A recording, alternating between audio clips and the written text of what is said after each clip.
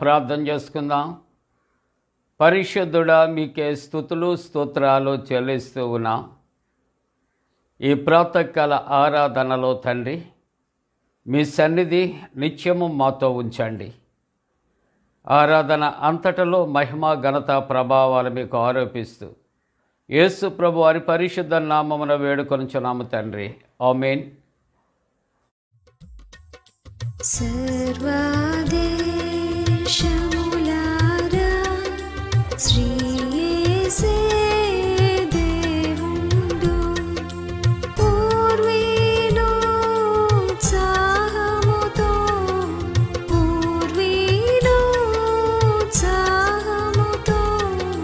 గురు స్తోత్రము చేయను రండి. సర్వదేశములారా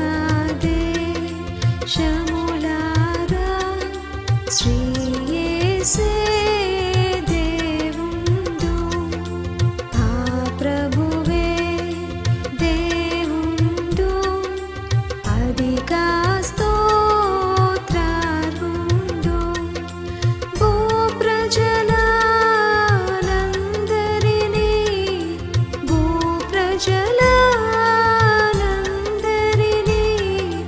పుట్టించిన భగవంతుడు, సర్వదేశములారా శ్రీ యేసే దేవుండు. మనము దేవుని వారమును, మరియాయన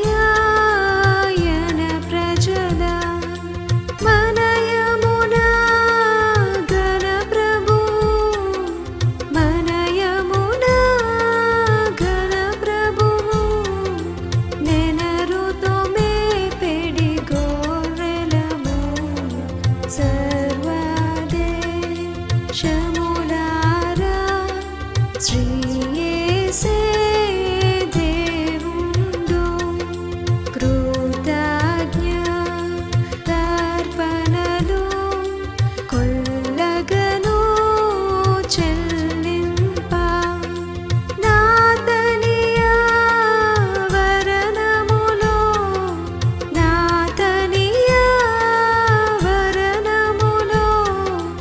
అతి వినయముతో చేరండి. సర్వదేశములారా శ్రీ యేసే దేవుండు, ఆయన దయామయుడు, ఆయన కృపామయుడు, ఆయన ప్రేమ సత్యం, ఆయన ప్రేమ సత్యం, అనవరతం గుండును నిజమే. సర్వదేశములారా శ్రీ యేసే దేవుండు, శుభనామం మది నుంచి ప్రభునామం స్తుతించి, గణనామం అతి భక్తి, గణనామం అతి భక్తి, అనయము కొలువుడి జనులారా. సర్వదేశములారా శ్రీ యేసే దేవుండు, పితృపుత్రాత్మకును ప్రియమహిమా మగుగాక. ఆదిని నుండిన రీతి, ఆదిని నుండిన రీతి, ననవరతం ఉండునుగాక. సర్వదేశములారా శ్రీ యేసే దేవుండు. ప్రియులారా, ఈ ఉదయకాలపు ఆరాధన కొరకు ఏర్పాటు చేయబడిన పరిశుద్ధ లేఖన భాగాన్ని మనం కలిసి చదువుకుందాం. మార్కు సువార్త 16వ అధ్యాయము 15వ వచనం. మార్కు సువార్త 16వ అధ్యాయం 15వ వచనాన్ని మనం కలిసి చదువుకుందాం. మీరు సర్వలోకములకు వెళ్ళి సర్వ సృష్టికి సువార్తను ప్రకటించుడి. మీరు సర్వలోకములకు వెళ్ళి సర్వ సృష్టికి సువార్తను ప్రకటించుడి. ప్రియ విశ్వాసులారా, ఈ ఉదయకాలపు ఆరాధనలో పాల్గొనే ప్రతి కుటుంబానికి కూడా మరి ప్రభు పేరట వాళ్ళు friends and sisters YouTube channel ద్వారా శుభాలు తెలియచేస్తూ మీ కుటుంబాలలో జరుగుతున్నటువంటి జన్మదినాలు, వివాహ దినాలకు ప్రభు పేరట శుభాకాంక్షలు తెలియచేస్తున్నా. మీ కొరకు ప్రార్థన చేస్తున్నా. దేవుడు మీకు తోడుగా ఉండరోగాక. ఈ దినము దేవుని యొక్క వాక్యాన్ని మనం కలిసి చదువుకున్నాం. ఈ చదవబడినటువంటి ఈ యొక్క వాక్య భాగంలో వాక్యాంశముగా ఒక చక్కటి మాట మనం జ్ఞాపకం చేసుకుంటున్నాం. ప్రధానమైన ఆజ్ఞ అంటే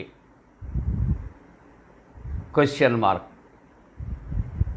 లేక ప్రధానమైన అనే మాటకు మరొక మాట గొప్ప ఆజ్ఞ అంటే ఏమిటి అని ఒక ప్రశ్నతో ఈ వాక్యాన్ని ధ్యానం చేసుకున్నాం. అనేకమైనటువంటి పర్యాయాలు ఇక్కడ ప్రధానమైన ఆజ్ఞ, గొప్ప ఆజ్ఞ అని మనం చెప్పుకుంటూ జరిగింది. ఈ ప్రధానమైన ఆజ్ఞ లేకుంటే గొప్ప ఆజ్ఞ ఎవరికి ఇచ్చారు? ఈ యొక్క గొప్ప ఆజ్ఞలో ఉన్నటువంటి ప్రత్యేకత ఏమిటి అనే మాట తప్పనిసరిగా ఈ పునరుద్ధాన ఈ దినములలో మనం తెలుసుకోవలసినటువంటి అవసరత ఉంది. యేసుక్రీస్తు ప్రభువారు పునరుద్ధానము అయిన తర్వాత ఆయన చాలామందికి ఆయన ప్రత్యక్షపరచబడ్డాడు.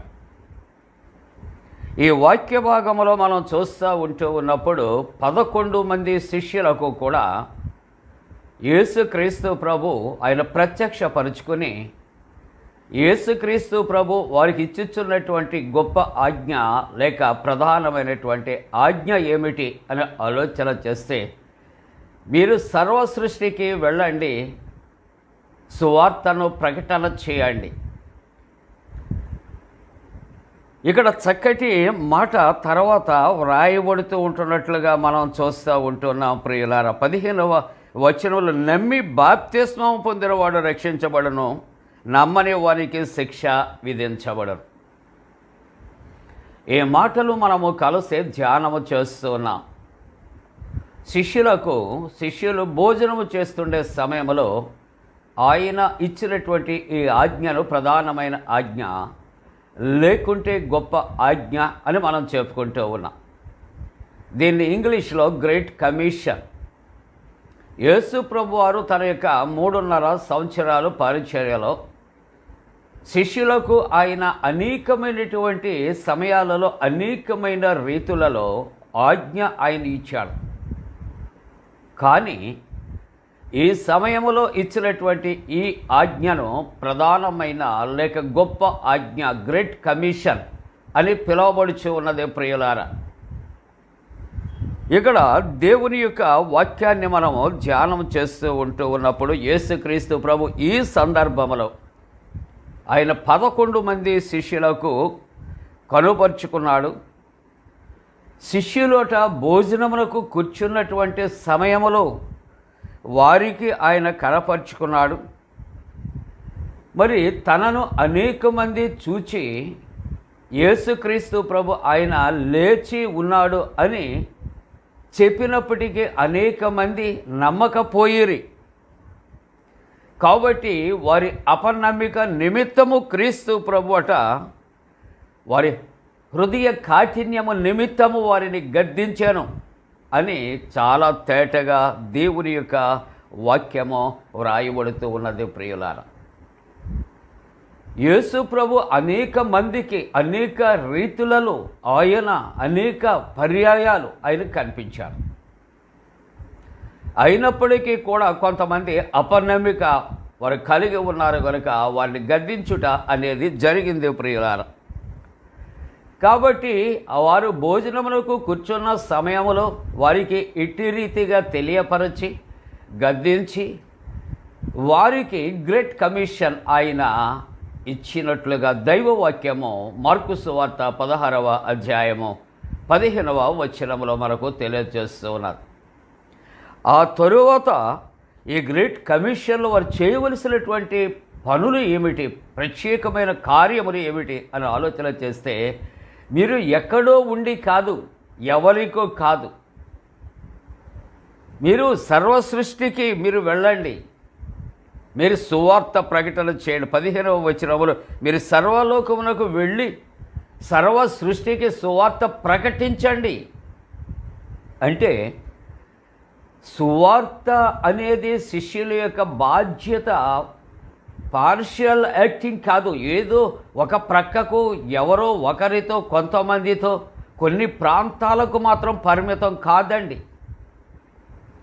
మనం ఏం చేస్తామంటే కొన్ని ఏరియాస్ని, కొంతమంది వ్యక్తులను, కొన్ని గృహాలను కూడా లిమిటెడ్ చేసుకుంటూ ఉంటాం. కానీ పరిచర్య అనేది ఆలోచన చేస్తూ ఉంటున్నప్పుడు no police stop, it's unlimited.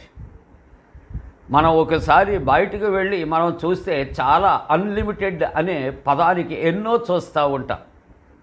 అన్నిటికన్నా ప్రాముఖ్యమైనది దేవుని యొక్క సువార్త ప్రకటన చేయటానికి కానీ, సర్వ సృష్టిలోనికి వెళ్ళటానికి కానీ పరిమితము కాదు, అపరిమితమైనటువంటిది. అందుకే సర్వ సృష్టికి మీరు వెళ్ళండి, మీరు వెళ్ళి మీరు సువార్తను ప్రకటన చేయండి. ఇది దేవుడు శిష్యులకు ఇచ్చిన గొప్ప ఆజ్ఞ, ప్రధానమైన ఆజ్ఞ, గొప్ప సేవాభారం అని మనం జ్ఞాపకం చేసుకోవాలి ఉదయకాలంలో. రెండోది, వారికి బాప్తిస్మం ఇవ్వాలి. ఈ బాప్తిస్మము నమ్మి తీసుకుంటే రక్షణ, నమ్మకపోతే వారికి శిక్ష అని ప్రభు శిష్యులతో ఆయన తెలియజేస్తూ, ఆ శిష్యులకు ఆయన ఇచ్చే అధికారాలు కూడా మనం ఆలోచన చేస్తూ ఉంటుండగా చాలా చక్కటి మాటలు ప్రభు ఇక్కడ శిష్యులకు తెలియజేస్తున్నారు.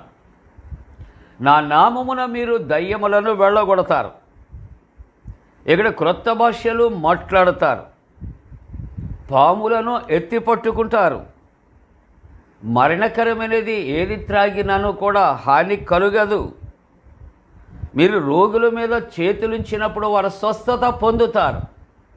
ప్రియులారా, ఇవన్నీ కూడా దేవుడు తన శిష్యులకు ఇచ్చిన అధికారం. ఈ అధికారమును బట్టి వారు సర్వ సృష్టిలోనికి వెళ్ళి ప్రభు పేరట సువార్త ప్రకటిస్తూ బాప్తిస్మలిస్తూ, యేసు ప్రభు ఇదిగో ఎవరైతే అనారోగ్యముతో ఉన్నారో వారి దగ్గరికి వెళ్ళినప్పుడు, వారి కొరకు ప్రార్థన చేసినప్పుడు వారి స్వస్థత వారు పొందుతారు. మీరు ఇదిగో నా నామాన్ని దయ్యాలు వెళ్ళగొడతారు, పాములను ఎత్తుబట్టుకుంటారు అని ఒక శక్తి సంపన్నమైనటువంటి ఆజ్ఞ అక్కడ శిష్యులకు ఆయన దయచేస్తూ ఉన్నట్లుగా మనము చూస్తూ ఉన్నాం ప్రియులారా. కాబట్టి ఉదయకాలపు ఆరాధనలో పాల్గొని దైవ సంబంధమైన వాక్యము, ఈ పునరుద్ధానము జరిగిన తరువాత కూడా పునరుద్ధానము ముగియలేదు, కానీ పునరుద్ధానుడైన యేసు ప్రభు అనేక మందికి ఆయన తను ప్రత్యక్షపరుచుకున్నాడు. ఈ ఉదయకాలపు ఆరాధనలో మనమును కూడా ఆయన ప్రత్యక్షతను పొందుకుందాం.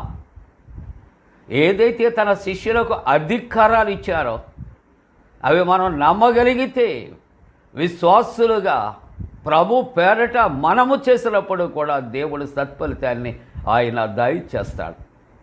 అలా చేయటానికి దేవుడు తన పరిశుద్ధాత్మ కూడా మనపై మెండుగా కుమ్మరించునుగాక. ఆమేన్. ప్రార్థన చేసుకుందాం. పరిశుద్ధుడా నీకు వందనాలు అయ్యా, ఇదిగో గ్రేట్ కమిషన్ నాయన మీరు ప్రభా మీ శిష్యులకు ఇచ్చారు. ఈ గొప్ప ఆజ్ఞ, ప్రధానమైన ఆజ్ఞ, అధికారముతో నాయన సర్వ సృష్టిలోనికి వెళ్ళి అధికారపూర్వకముగా చేయవలసిన పనులను తండ్రి వివరించారు.